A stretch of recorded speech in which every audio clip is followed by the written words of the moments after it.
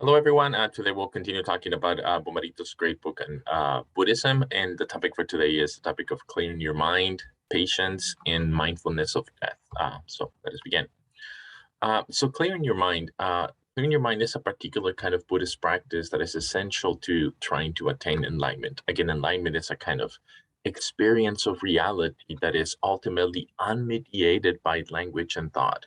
It's an ability for consciousness to kind of experience what is there without the self narrative, without the categories, without the distortions, without especially the self image that distorts everything as though it were related to the self in a way that is not, and so on. But so the ultimate goal of Buddhism is to attain enlightenment, and that is a way of doing away with suffering. And an essential kind of step in that direction for being enlightened is to clear your mind of the tendencies to use language and thought as a way for interpreting or carving or, at the end of the day, distorting the content of experience. So, clearing your mind is an important step towards that enlightenment. And here's the way in which Bomarito puts it. As you develop practices to clear your mind to experience what is there that is unmediated with language, here's what would happen. As your mind settles, your experience becomes sharper. It's no longer the distortive description of the language, but the actual experience of what is there that dominates what you are experiencing. So your experience isn't filtered through a constant series of thoughts in your mind.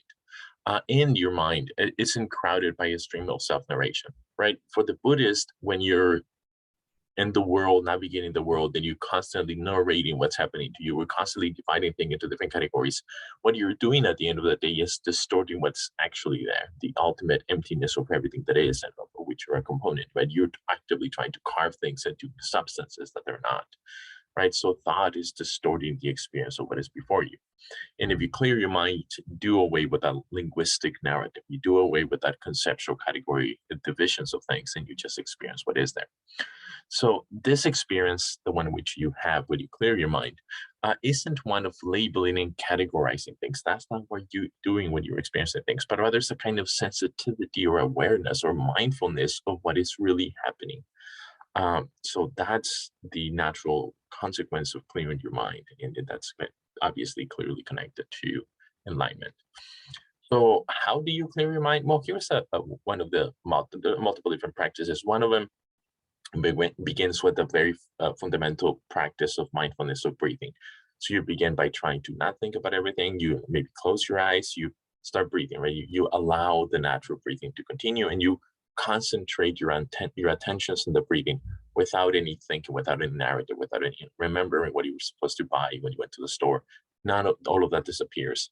And the thought is that when thoughts occur, and they naturally will, at least if you're not enlightened, so then when a thought occurs that you remember what you have to buy, instead of like chastising yourself for the thought, instead of like being upset about it, the practice here is to not engage with the thought. So to have the thought show up in your mind as it will, and to not engage with it, to not entertain it, to not develop it, to not even actively shut it down, just to let it happen. And then if you don't continue on, there's the thought, if your mind doesn't actively continue on to think about the thing that had just occurred to you, it would just fade away. It would just disappear. So the practice of clearing your mind is of being mindful of your breathing with the kind of allowing the mind to uh, dissolve itself once the thoughts occurs, right? Not encouraging the mind to keep on wandering, but letting the mind naturally calm down. And with the more you do it, the less likely it is that those thoughts will keep disrupting your practicing, your mindful practicing, your practicing of mindfulness, and the more your mind will be calmed. And the more you'll be able to experience the way the world is, then the frustration will start disappearing because your self-image will be diminished. So that's a good kind of foundational practice, Buddhist practice for attaining enlightenment. There are other practices that are much more moral in nature, and that's one of them. A central one is the practice of patience.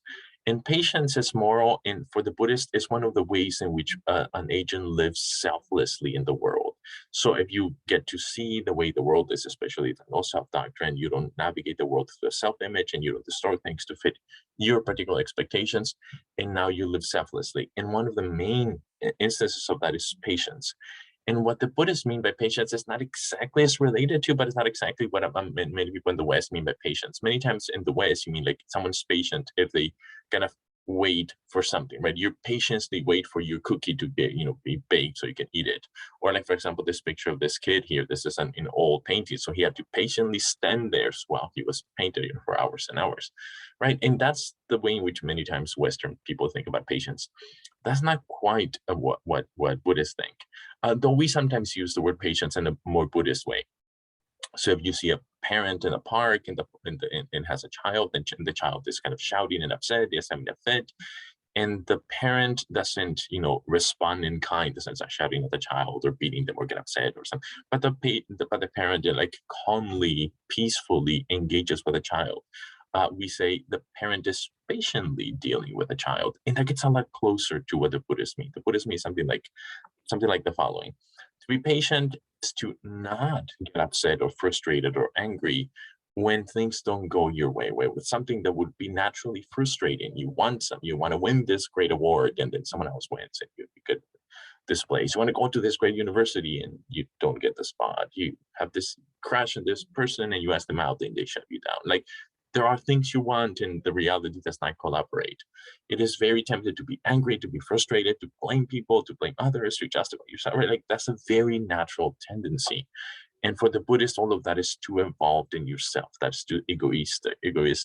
The truly selfless person does not respond that way. It does not get upset.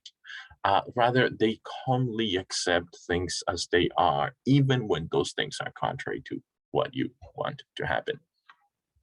So in a sense, be patient in this sense is to be the opposite of frustration. Again, think of the parent. If the parent, is very easy for the parent to be frustrated with a child who's shouting, especially if it's in public and people are watching, and then others assessing the parent. And like it's so easy to be frustrated as a parent in that context. But when the parent doesn't, he's patient with the child, right? Is doing exactly the opposite of the kind of frustration, right? Patient is the opposite of frustration, at least in this particular sense. So here's the way that Homerito puts it. This kind of patience involves not lashing out, right? Not shouting, not retaliating. But it's certainly much more than that. It involves both an inner and an outer kind of calm and tranquility and peace and acceptance of what is there.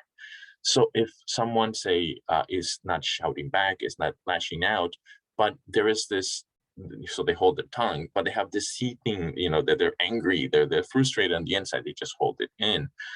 That's better than lashing out, of course, but it's still far from this Buddhist ideal, right? The Buddhist ideal is not merely don't shout at people. I mean, you shouldn't do that, but it's not enough to be patient in this sense. It's not merely the outer manifestation of anger that shouldn't be there for you to be patient in this sense, but rather there's this inner calmness, there's this inner recognition that frustration is not going to help in any way, that frustration would only make things worse. And then if you're a true Buddhist, you see that, and then you don't respond in a frustrated way, even though other people would in that very context be frustrated. So a truly patient person responds with compassion to and understanding to someone who's been aggressive and hostile, right? That's the ultimate ideal. And there's actually a real case example that I was recently exposed to. I was listening to this audiobook, audiobook on the philosophy of emotions, and the professor was talking about emotions, and he give the reference. You can actually track down this particular example. I was driving, so I didn't write it down. But anyway, I remember because it's a cool story. So it's the main participant, his name is Julio. And one night, Julio was, walking in the street, and some, teenager approached him with a knife and said, "Hey, give me your wallet." And Julio saw the kid coming with a knife and thought, "Okay, there you go." And Julio gave him the wallet, like most of us would do, right? If there's a threat and you don't want to make it worse, so you just give him the wallet. I think it's not worth your life, and so on. So Julio gave him his wallet, and then the teenager kid with a knife walked away and started leaving. And so far, it seems like a pretty normal story. But here's what happened afterwards. Here's the point of the story. Then Julio, as the kid was walking away, said, "Oh, do you want my jacket too?" And then the kid was pretty, taken aback, like, "Whoa, wait a minute! I just robbed you. Like, you're gonna give me your jacket?" He was very confused, and Julio responded in a very calm way.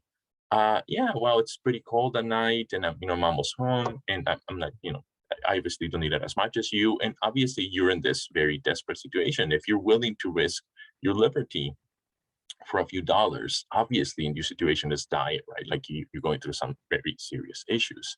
So hey, here's my jacket, take it. And the kid was taken aback. He didn't know what to do. And then they started talking for a little bit. And then Julio, invited him for dinner, and then went to dinner and they talked there. Then Julio knew everyone in the place that went for dinner, and he was very liked by everyone else. And the kid was seeing that like something was weird. Well, why is it that people like him? But anyway, so they keep talking for a while, and Julio made a big impact on this kid. And then at the end of the dinner, Julio said, "Oh, so given that you have my wallet, I have no money to pay. So can you give it back so I can pay?" And the kid gave back the wallet, and then Julio paid with that. And then Julio said, "Hey, like it seems that your knife is not a good idea. Robbie, it's not great. Why don't you give me your knife?" And the kid gave him his knife. And then Julio said, "Oh, here's $20. So I don't have a lot of money, but here's $20 to try to help you out." But anyway, Julio's very patient, understanding, compassionate response completely overpowered this aggressive person. It disarmed him. And that's a very Buddhist idea. The thought is aggression, if you respond aggression with aggression, only makes things worse. And the ideal is Julio. Like Julio is the Buddhist ideal in which his loving, understanding, and compassion just disarms aggression. And that's a high bar, but that's the ideal of patience for the Buddhist. So wait, that's the ideal. How does one be? I mean, it's an attractive ideal. How does one train? What are the practices? What are the techniques to develop this cool selflessness that is patience? So here are some of the main ones, and there's several here. So one practice or one technique to develop patience is to learn to see events that typically incite frustration. Like you apply for this cool university position, this university program, something that you really care about, and then you reject it, right? And like frustration, anger, dissatisfaction, resentment are the natural responses. That's what most people do. And a technique is to learn to see those events not as occasions for frustration, but as occasions for patience. So they're opportunities for you to develop the kind of character trait that is patience. And if you think that way, it will no longer be as natural to be frustrated. It will be more natural to realize, oh, this is an occasion for me to develop patience. And now you may end up actually being patient in at least some of those cases. Here's a perhaps deeper psychological technique for developing patience.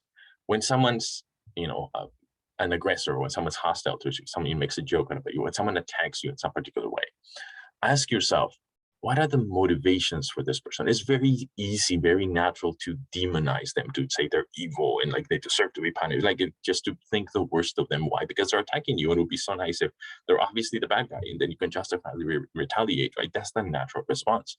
But that's not the patient's response, right? The patient response is something like the following. The Julio response. So how do you become Julio? Well, ask yourself, what are the motivations for this? Like what would lead someone to do this, to be this cruel, this aggressor? And chances are it's one of the following things.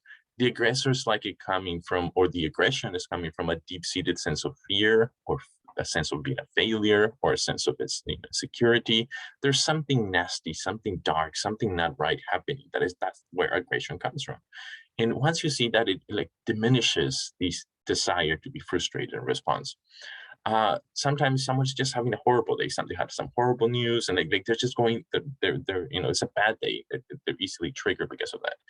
But once you see that, you think like, well, it's not as bad as I thought. It's not this purely evil being destroying. No, they're having a hard time.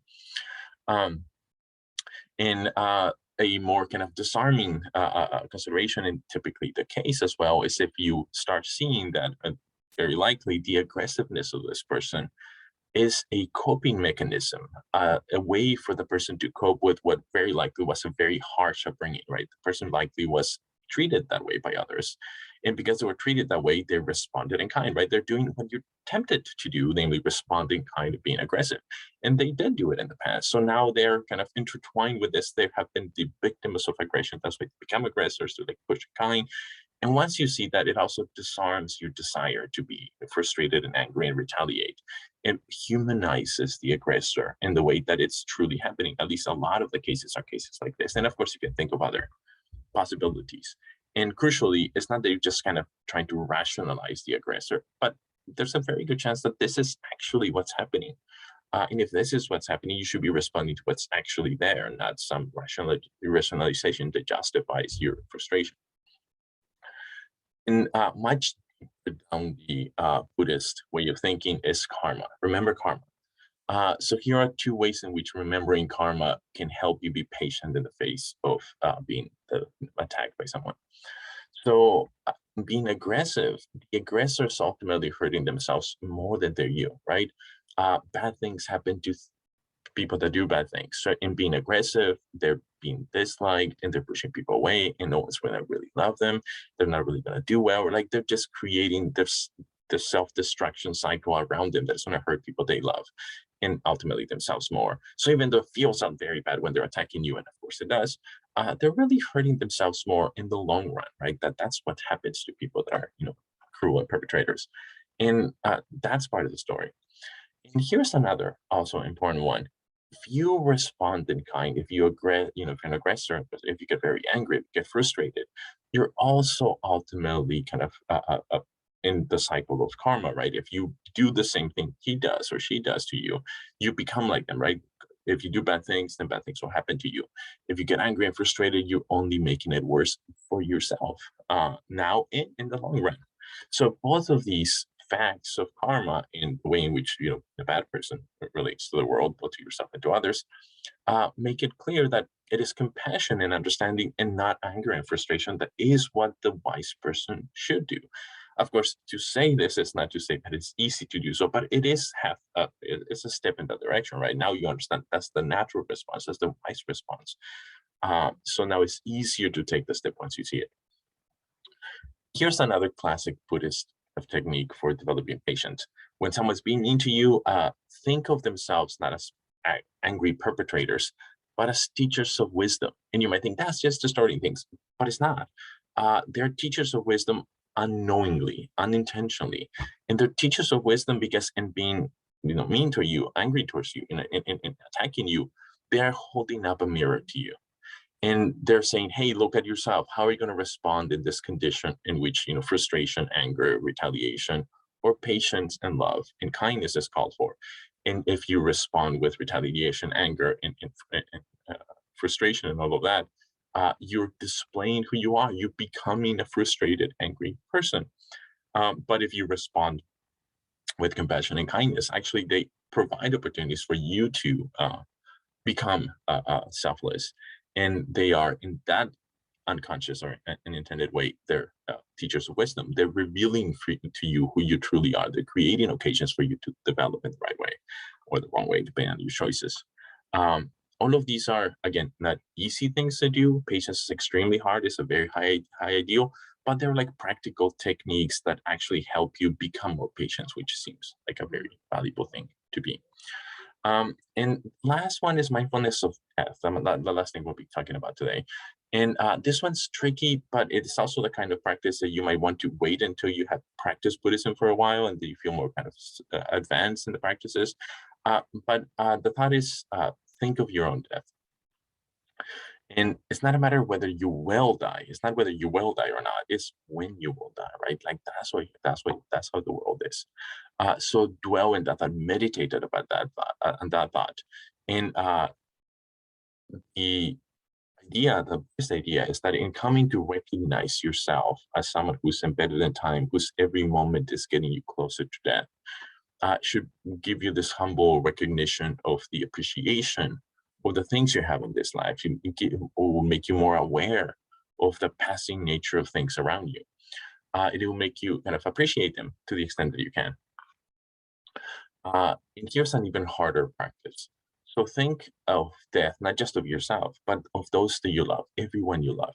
And also those that you don't love as much, those that you dislike, perhaps even you hate, right? Those that you see as your enemies in some regard. And those that you see on your side, your friends, your family, someone you love. Think of the inevitability of their own death. And to the extent that you're aware of that, your relationship towards them is going to alter. When it comes to those that you love, now you would appreciate the time you have with them, right? You have an even higher appreciation of the little times you've been, you have the opportunity to be with them. And with those that, you don't like as much, the fact that they will die, right? And that's inevitable, seems to make your feelings of hatred, resentment, frustration, and so on that you have towards those seem more inadequate, seem more childish, seem more kind of inappropriate. And that's the ultimate goal of Buddhism, right? To get rid of those horrible desires, so the horrible responses which are helping no one. And it's important to see that actually this happens, right? If someone who you love dies, you immediately think to yourself, oh, why didn't I spend more time with them? Why didn't I appreciate the time they spent with them? Like, you have this regret, at least a lot of the time, that like you could have appreciated more the little time you had with them, that you didn't at the moment realize how precious those moments were. And likewise, if someone who you don't like that much dies, like your resentment, your anger feels very childish, feels like misplaced once they die. And the Buddha says, yeah, it should feel that way even before they die, if you live with the recognition of the eventual death of those that you love and the eventual death of those that you don't like as much. The good feelings towards the one and the bad feelings towards the others will be affected in the right way. You will navigate the world with the recognition of how things truly are. Appreciate the beautiful and let go of the ugly, and you ultimately do away with the suffering that is granted and the frustration of the latter. Okay, let's end here. I'll see you next time.